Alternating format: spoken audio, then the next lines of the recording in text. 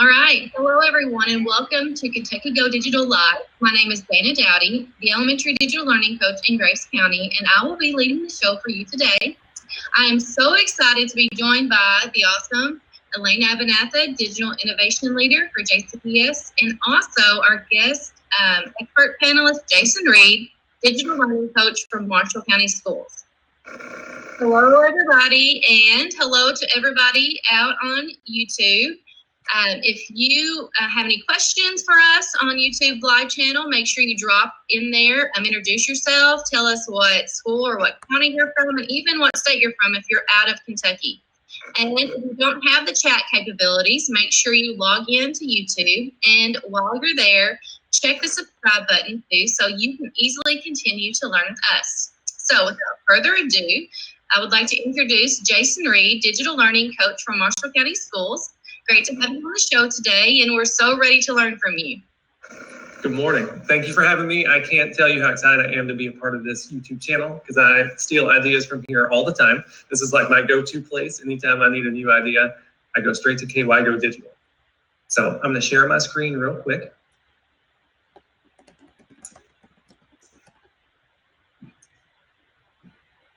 So I got it. Can you see it? Yep, we got it. Okay. Awesome. So I'm here today to talk about our digital badging program that we have started in Marshall County Schools. Like they said, I am the District Digital Learning Coach for Marshall County Schools. I am one of the District Digital Learning Coaches for Marshall County Schools. And so we kicked this program off in October, kind of after fall break, after, if you're a DLC or a STC, after, you went around and plugged in all the projectors and smart boards and made everything work, then we kind of rolled this out. And so the idea of digital badging, I did not create that idea. That idea is really it's micro-credentialing, but I cannot say micro-credentialing, so I just called it digital badging. And so I say all the time, I think really all the great ideas have already been had and they're on Pinterest somewhere. So, I didn't invent this wheel, I just put my spin on this wheel. So micro-credentials, you have seen I told you I couldn't say it, micro-credentials in your life. I think the best example is your Fitbit. And I'm just like, if I could find a system that would make me as excited about learning as Fitbit made me about walking around, then that would be a win, right? Also, gaming, your PS4, when you log in, you see people's trophies and you see what they have done in their games. So again, micro-credentialing is really at the root of this. And I just put my spin on that. So for example, I just showed you one of our little badges here. What I'm trying to do all the time is I kind of make up these badges that I then try to sell to teachers. And when I'm creating a badge for the teachers to achieve, I'm really looking for a few different, kind of the perfect mix here. So I always try to combine a digital tool, and maybe that's not really the place to start because it's really about the instruction, but I always kind of take a tool and then I try to put an instructional idea with that tool. So this is a tool, this is how you could use that tool. And I'm always trying to focus on having the students use that tool. And so a class survey, I don't always hit all those targets. So this badge maybe isn't great on student focus, but it's purple, it looks good on this slide. So that's the one I included. The perfect mix there, make sure you focus instructionally and on the tool is what I'm looking for. I also try to find, and I think this is the hardest part, when I'm trying to find a badge idea, it has to be both specific and general. It's got to be specific enough that it gives some teachers some ideas, but also it can't be so specific that it's like, this is a badge for third grade reading class. And so kind of that balance is often very difficult. And also, it is a micro-credential. So my big thing is if I'm going to put a badge out there that teachers can earn, I need it to be something that's small enough that they can do that tomorrow in class, that it's not some big, overwhelming, daunting task. So that's where I start with kind of the process. And then my vision is to let the teachers kind of complete that circuit and the teachers provide the details. So I have the digital tool and the idea, and then the teachers, when they submit their application, they put in a concrete example of how they use that. So you can have these three pieces of the puzzle that all come together when that badge is awarded, if that makes sense. Mm-hmm. So here's an example from Miss Baker. Miss Baker writes the best little descriptions. And so that's an example of, a creative way to do that tool with that idea. So now today for the show, that's just a quick overview. I thought I would talk about kind of the why, the what, and the how. So why did I even start this, and why would I even think that this is an idea that would be beneficial? Then the what, I'm going to talk about what it looks like to teachers, kind of the front end of the whole system. And then last, we're going to get really nerdy with how things work behind the scenes, and it's all this Google and spreadsheets, and that gets really nerdy really fast. So as far as the initial mission that I was on, I needed to just, again, this is my second year in this position as digital learning coach. So when I rolled into town last year and started this job, I'm looking around at really what are we asking our students to do with these devices? And I don't want to trivialize any of the things that we do with technology, but there are areas that are strengths and areas that we need to grow in, just like anywhere. And so what I saw a lot of is, I use technology in my class because my kids get on Lexia, right? Or because my kids got on Dreambox. And I don't want to, I don't want to make Lexia mad, but I think that is definitely a valid use, and I think that's great. But I feel like if that is where you stop, then that's not enough, right? That's not the gold standard for using technology. So I was trying to find a way to kind of move things more towards really ISTE standards, was kind of my driving force here. Things like empowered learners, creative communicators, innovative designer. So trying to move towards, instead of kind of the consumer versus creator mindset. Are you consuming technology, or your kids just consuming, or are they actually using those tools to be creative and put their stamp on their own learning? So that was kind of the mission. And I had no idea how to achieve that mission was my problem. So I'm a Kentucky digital learning coach, which is like my dream job. It's amazing, and I love this job. And really, when I came into this job, I thought, no problem. I thought, I've got this because I like technology, and I love to make a YouTube tutorial, and I love to learn a new digital tool. And so I thought, I have the skills. I'm going to apply for this job, right? Because it's about technology, right? And then what I realized very quickly is that is a tiny part of this job. Like being good with technology, and I should know this because I was a math teacher forever. So I finally realized, I was like, that's like me saying, I make an amazing math worksheet, so I'm ready to be a math teacher. That's the only skill you need.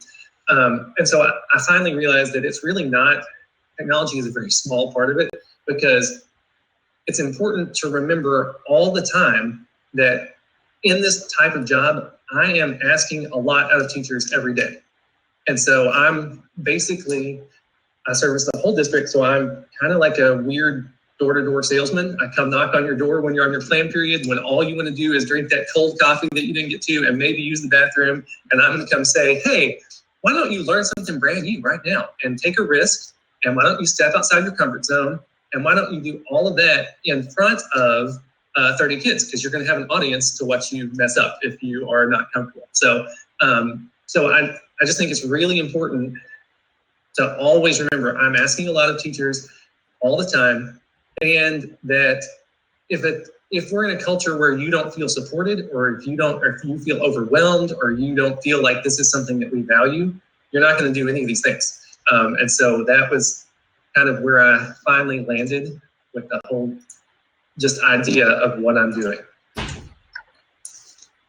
And so I really had this moment, which was more like 9 months of a moment, where I was like, I am not being effective, and I'm not effectively communicating these ideas and these values, and I'm not changing the culture. I felt very inefficient in that first year. And so I thought, I'm making all this noise, and so I've got my YouTube channel, and I'm posting things on the blog, and then I put them on Twitter, and then I emailed you the link to all these things, and I'm in your building, and we have weekly afternoon, PD sessions. And so what I found is most of the time, I sent these links out, and when you make your bit.ly, you can go see how many people click on it.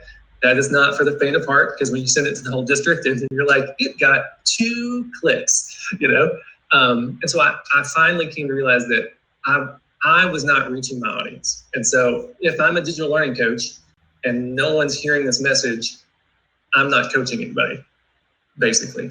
And so I was just looking for some way to kind of change that up and to reach my audience in a better way. Which it's very easy to get frustrated and say, oh, these teachers, if they would just check their email or if they would just read this, and so I'll never forget kind of the moment where that hit me. We had Laura from KDE came to our district into this training, and it was like April. I've been here doing this, and we have every week, we have this afternoon PD session. I send out these really cute invites, and you can sign up and blah, blah, blah. And so we've sent people from every building to this session with Laura from KDE, and she had mentioned some tool. I don't remember what it was. And I said, oh, that is our PD after school today. Like, you could learn that today. And this teacher in front of me goes, wait, we have technology PD like in our district? And I was like, that was the moment. I think I sat on the floor and just like cried. And I was like, if that was the sign, I was like, okay, I have not reached my audience. And, I thought if I was making the budget right now, I would say, cut that dude's job, take that salary, and buy more projector bulbs, So that kind of is what got me kind of just looking for an idea to be more effective with communicating that culture and those ideas. So also, I think I'm going to stop using the word professional development, because I don't really think that's what I'm talking about. I'm just going to start saying professional learning. Because just the purpose, I had all this frustration about, those afternoon PD sessions. I'm kind of a numbers nerd, so I have these spreadsheets and charts about how many people showed up, and I'm trying to look data over time, and maybe if I moved to a different building and why aren't they showing up? And then finally I was like, that's not really what I want. So I'm measuring the wrong thing. My job is not to get people to come sit in a chair at PD. What I want is for these ideas and these tools to end up in your classroom, right? And so then I was like, well, I don't have a way to measure that. So I'm measuring the wrong thing here, and I needed a way to measure the correct thing. Also, for professional learning, teacher voice, and I don't want to say that this is a bad idea, but I hear a lot of times, oh, I don't need to come to that because I have my PD hours. Or principals will say, sorry, my staff doesn't really do your stuff because, they've got their PD hours and we schedule them all. And as a teacher, there are times I appreciated that because I didn't have to track down some hours. But I feel like when we do that, if that's the only professional learning that we have, then it's totally prescribed for teachers. They get one size fits all, right? And so I'm just looking for a way to promote, as a teacher, who do you want to learn from? Do you want to learn from me? Do you want to learn from the teacher across the hall, the teacher across the district? What are you going to learn? I want you to be able to pick that and pick something that looks interesting to you. And, you don't have to come to the PD session. Maybe you learn it on your couch on Sunday afternoon if I can get that message to you. And also, achievable change. And so I talked a little bit about that, the micro credentialing and keeping it small. And so I think these are not the words that we say to teachers, but I think teachers often hear, we want this new movement. And so this new movement is really important. And so whatever you had done in the past for the past decade is all wrong. And you need to change everything you do for every minute of every day starting tomorrow, And so that is I think that is a frustrating message. And so I just wanted to be able to say to teachers, what you're doing, there are great things you're doing in your room. And I want to spotlight those and hopefully build on that as we move forward. Which didn't sound it sounds good to me. But the funny thing is, when I started kind of rolling out the badges and trying to really sell it, because I'm a door-to-door salesman, I kept finding these teachers that were super angry at me. And, they would say I would say, oh, look at, here's a list of the badges you can get, and I would get, not all teachers, but I had a lot of teachers that would say, well, I already did that one, and I do this, and I do that all the time. And they were angry. And I had to stop and be like, I'm not saying that you don't do those things. I'm saying I want to be able to highlight the fact that you do those, right? Like that's what I'm giving you here. And I had the hardest time kind of wrapping my mind around why I was getting that reaction. And finally, I just decided that I was just going to take it. And I was going to say that that is an example of why I want a system that works like this, because teachers don't know how to take a compliment lots of times because they don't get any, right? And so they were just like, they're just so used to somebody coming and saying, oh, wrong, wrong, wrong. And so I was like, I just want to come say, well, this is right, and I like this, and let's move that direction. So now the important thing is, sorry, that was a lot of why. But the important thing is, you know, did it work? Is this a system that works? So, like I said, I like numbers. So, and basically, when I rolled this out in October, I thought, I mean, maybe nobody will care, because really I'm selling you nothing. Like I'm selling you a digital badge. So I have been pleasantly surprised. I mean, we have awarded 706 badges at this moment. We are a pretty small district, so a couple of different ways to think about that. That's an average of 2 badges per teacher. Another way to think about that is thinking about how many people are kind of playing this game. So I have right now 31% of my teachers have at least 1 badge and have kind of bought in some way. Now, 31%, if this were a standardized test, is a huge failure. So you make up your own mind. You think that's a success or a failure? I don't know. Jason, so I'm going to interrupt you real super quick. excited. Yes, ma'am. Okay, so we have lots of people that are on the show right now. We have Megan Ralph, and we have Patricia Murphy, and then we have, of course, Stella Pollard. But Megan Ralph just said she loves the point that you just made about how we differentiate learning for our students, and then yet we expect all teachers to be on the same level and give them that one stop of PD, and how you have used the badging system to then create it so that they can do this on their own time, but also model that we are lifelong learners for our students. So I love that point, and so does Megan. So awesome. Thanks, Megan. And so I have reached out to, now this is Megan also is amazing at badging. She does amazing things in her room all the time. I'm always impressed with her. So I had reached out to different teachers. Now this is a biased sample because I've reached out to people that have badges. And I just said, what do you think? What do you think about it? And so the quotes I got back, they haven't heard the sales pitch, but I just love that, they were saying things like, teachers are learning from each other and it's encouraging. And so I was like, oh, I couldn't, if I had written those quotes myself, they wouldn't have been any better. I didn't put in quotes from people who hate this because I would have to edit the cuss words probably.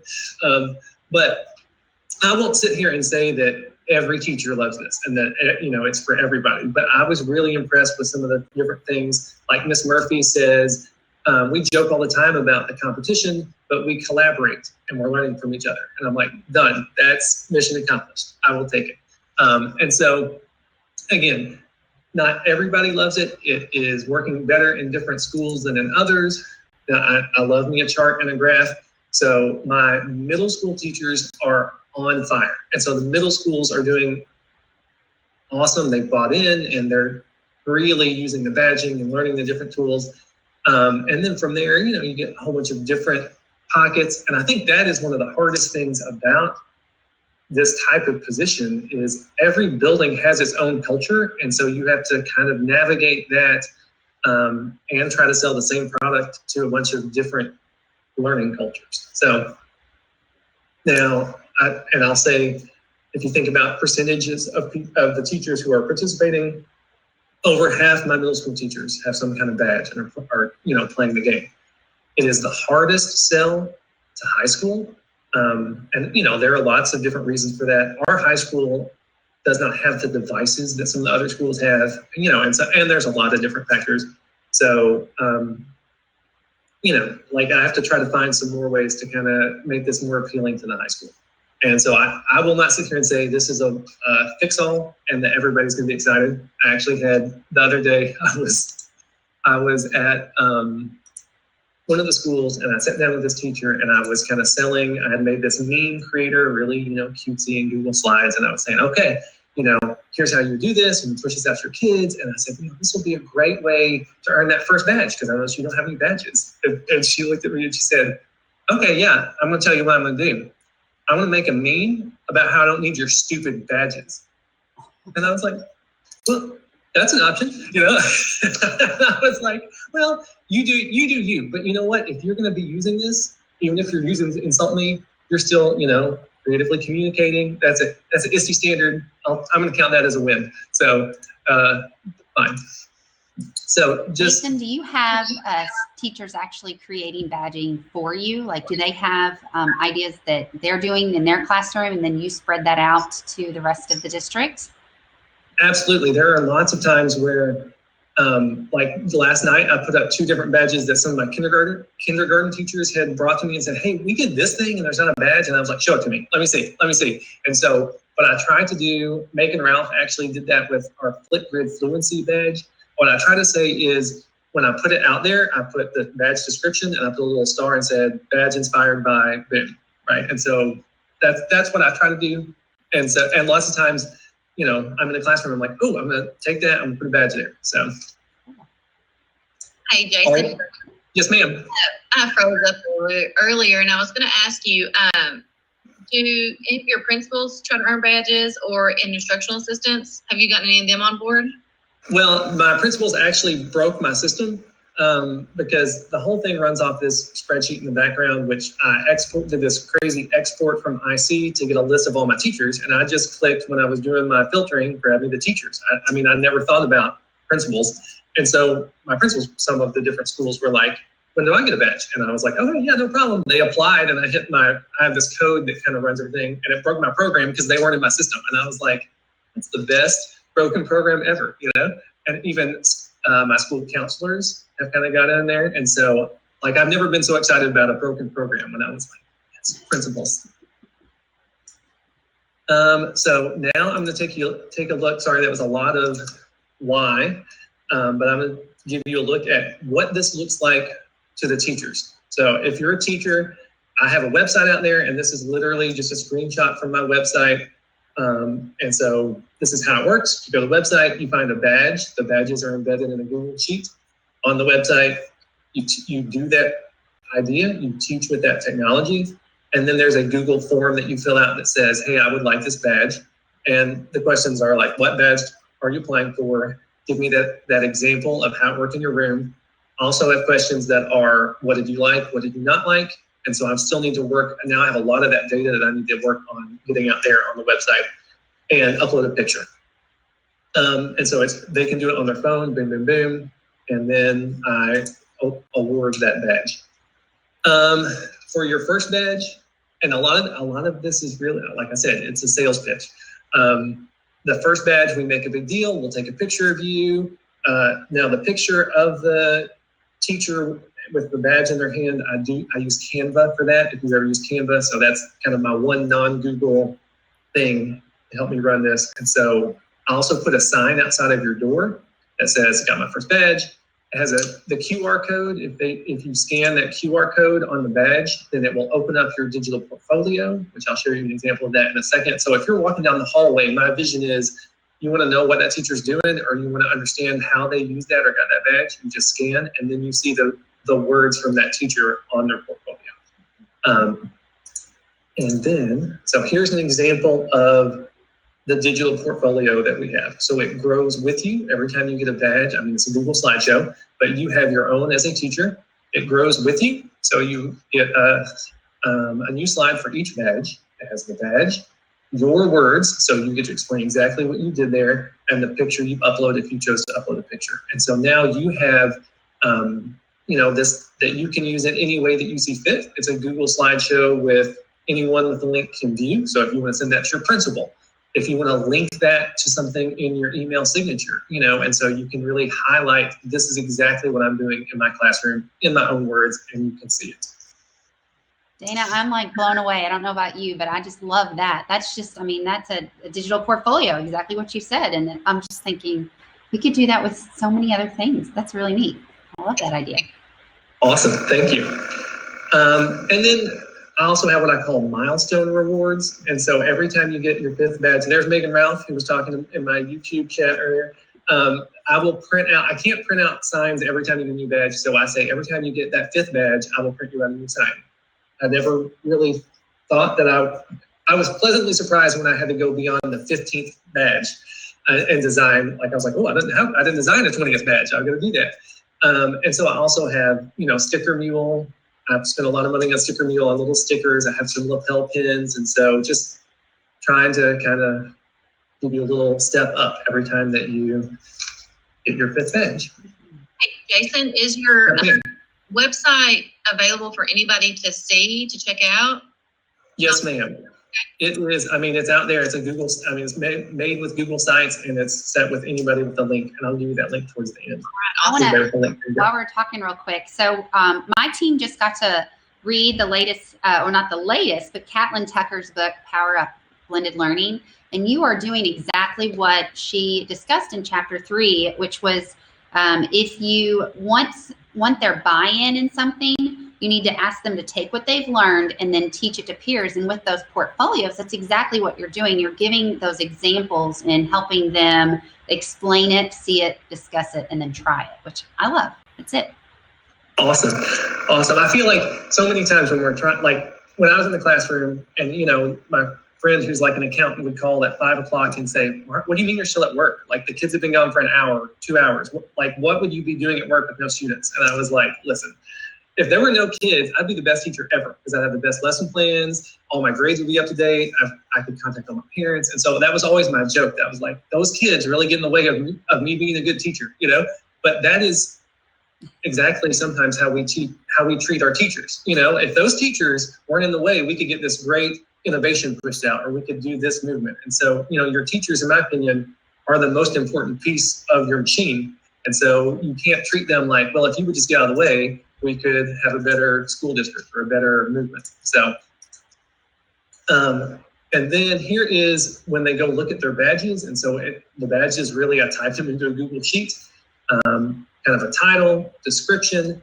Then this is where kind of the professional learning piece comes in. I link whatever PD session, like, so you didn't make it to Wednesday's PD session, I'll probably put up a badge or 2 about that tool that we covered, and then I'll link my PD materials there. So it's not about being in the room with me. If you want to learn it whenever you want to learn it, all those tools are there for you. And so before I had and I still, have the YouTube channel and the WordPress site and all this, but this is kind of the hub, and it has really streamlined things a lot, in my opinion.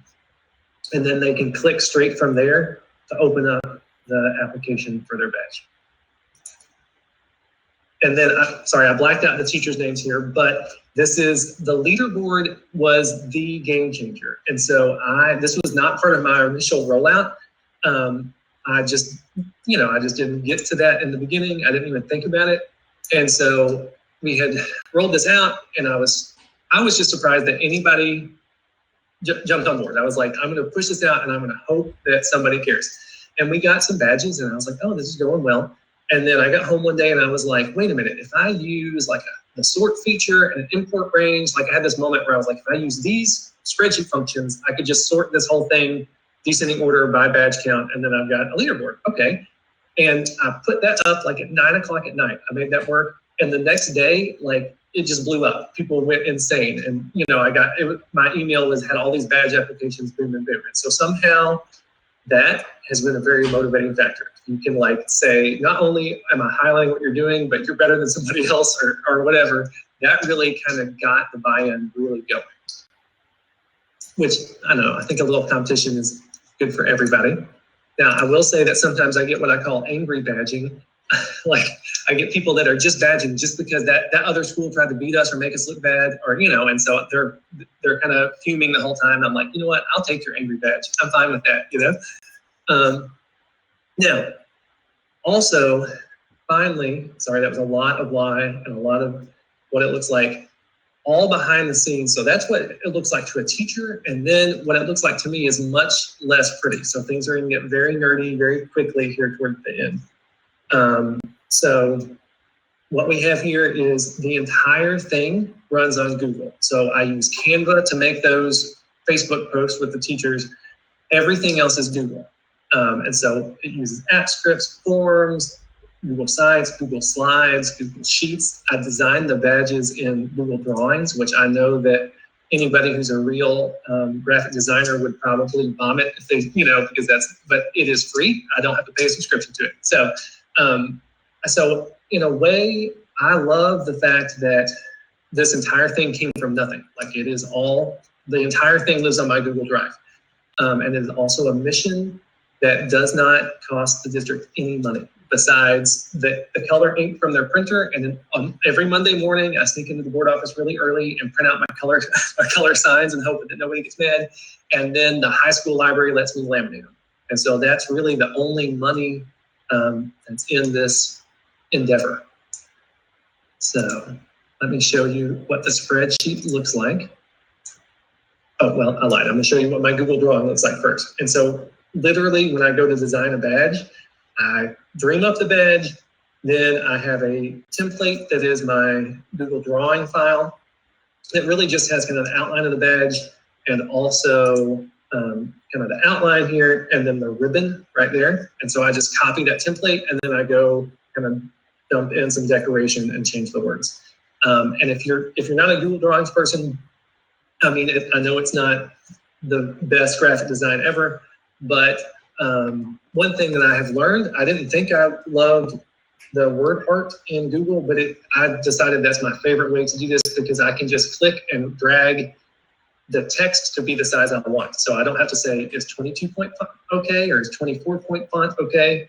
And I basically do a lot of the layering, Control Shift down, will push it to the bottom to let me get to whatever I want to work on, and then Control Shift up. And then when you're done, you can download that as a PDF or as a PNG.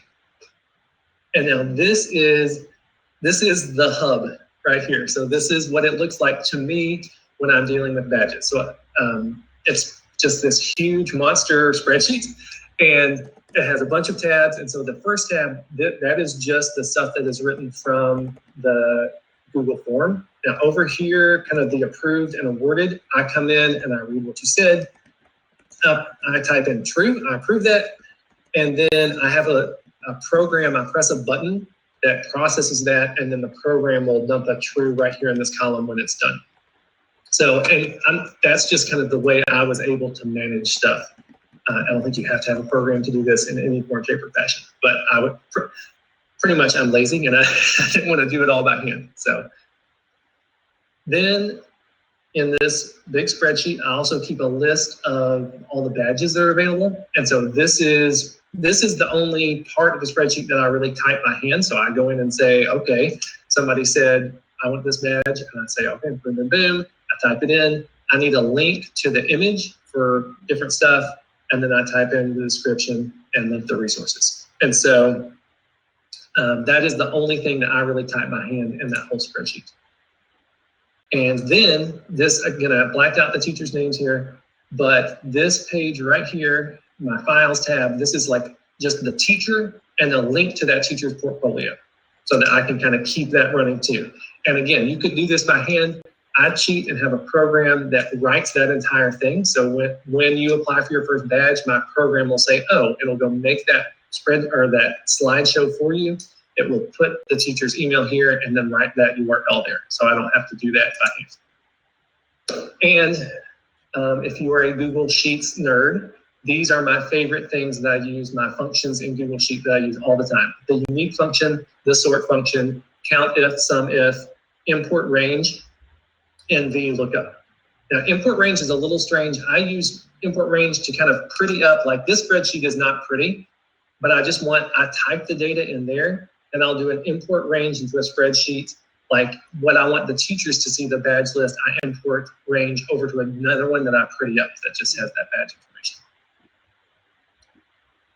Okay, and then this is the part where I'm pretty lazy. And so I have a friend that's a digital learning coach, and she had messaged me and she was like, listen, I don't know how you keep up with all that. And I didn't tell her that I cheat. I was like, I don't know, So Google Apps Script, I do have a computer programming background. So that's part of the whole business is when I was really frustrated with the whole trying to change culture. I got to the point where I was like, I don't know how to do that. I'm a math teacher. I can write computer code, and I'm not trained in affecting school culture. So I finally got to the point where I was like, what I need to do is take one thing that I am good at and use it to help me with something I'm bad at. So I was like, I will take what I can do with computer code and try to leverage that to help me affect the culture in my district.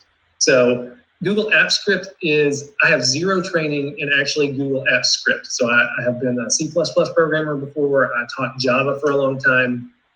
I didn't even know Google has its own programming language. And so when you go and look at Google Apps Script, basically I watched a lot of YouTube tutorials and read a lot of websites. Google Apps Script is Google's own language. And what it does is it allows you to automate all the things you would do with files on your Google Drive. So you can create files, edit files, move files, blah, blah, blah. And so this is just kind of a picture of part of my code. And so basically, I got the file. I have a blank slideshow that's like my template for the digital portfolios. I just go open that here, and then I tell the code to make a copy. Then I ask the code, what is his link? Because I'm going to need that to go put in my slideshow. And then down here towards the bottom, I open up that spreadsheet and I tell, okay, go to that files tab and then write that teacher's email, put it in, this row in column 1. And so really it's anything that what you would be doing by hand, you just kind of cheat and have the Google Apps Script do that for you. So I don't know if anybody out there would care about Google Apps Script, but this is just an example of kind of the thought process. And so really, this is exactly what you would do if you're managing by hand. I get the form response. That form response goes into my spreadsheet, into the responses tab that I showed you. And then I press a button and the program runs. The program goes and looks at that files tab and says, is this teacher's email on this list? And if it's not, that means it's their first badge. And it will go and make the copy of the template like I just showed you. And it will write their name and their URL there in that files tab. Then it comes over here. And it has all the information it needs. It knows from the form, I know what badge you want, who you are, I know what you said about it, and I have the picture you took of your students. All that information I have from the form. The one thing I need really is the image of that badge. So the code will literally open up that list of badges and go look down the columns, down the rows, and say, oh, this is the badge you want, and I'll snag that image link. And then you just go place them all onto the Google slide. So what I will say is I don't think that is the most important piece of the puzzle. You do not have to be a computer programmer to do this type of thing. But if you did want kind of an example or want to see some example code, I have kind of this bit.ly down here, read app script, that will copy a little sample spreadsheet for you. And there's a video tour that will show you how to get in the code. And it has example code that does the things that are important to me in this setup, like creating a slide deck, adding a slide, blah, blah, blah. So if you wanted kind of a starting point, I also linked in that slide deck all the places that I went and learned from, all the video playlists on YouTube that I watched obsessively to learn that programming language. So that being said, I know that was super nerdy at the end, and I don't think it is super important that maybe you're not a spreadsheet person, maybe you don't code. That is not really the focus. What I think is the most important thing is, it's not about technology. It is about culture, and you need to support your teachers, because if they don't feel supported and they feel overwhelmed, they're not going to do it. So if you're watching this channel, you like technology in some way. So you have some skills, and even within technology, there are all sorts of different skills. So I think the most important thing about this is cheat. You need to affect the culture, and that is hard. So find your skill set, whatever it is that you are really good at, and use that to cheat to affect the culture of your building or your district. And then I think that's where you're going to be the most effective, if that makes sense. So I totally expected you to say that you were using Formule or Autocrat to send out those badges, but you have written your own code, which is amazing, that I wouldn't have been able to do that myself. But now I think I can if I take some of your leadership there. But so you just do this all through the script and you don't use any of those extra add-ons that's neat. I do. I'm not gonna lie. I use Formula in other aspects of my life, but this one does not run on Formula or anything like that. But that is what Formula does, is it uses that kind of script. So cool. We have tons and tons of people that are on the chat. They are just talking away. We've got, of course, Stella Pollard, and then David Allen. They have also asked for a special badge about watching this show because they have learned something from this. So there's a little bit of a challenge for you. But Kim Overstreet, she said that you're her hero and that you have the best ideas for implementation. So lots of shout outs for you on the chat going, and we're all just blown away. I don't know about you, Dana. Are you blown away? Yes. Jason always has such great ideas and so willing to share them. And I know a lot of people are going to benefit from this. So awesome job. And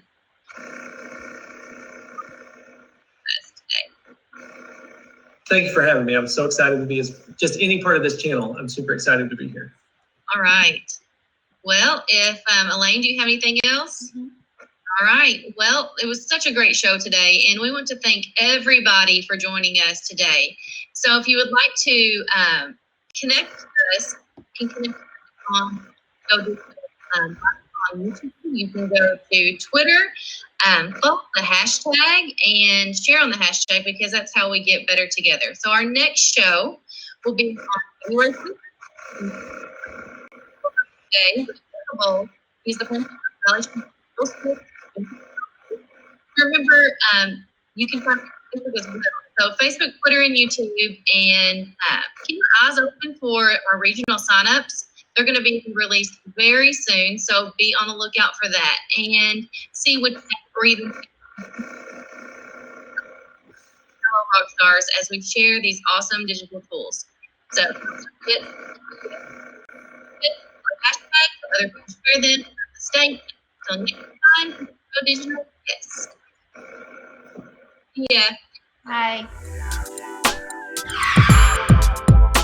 Get involved with Kentucky Go Digital. Attend regional events, like us on Facebook. Subscribe to our YouTube channel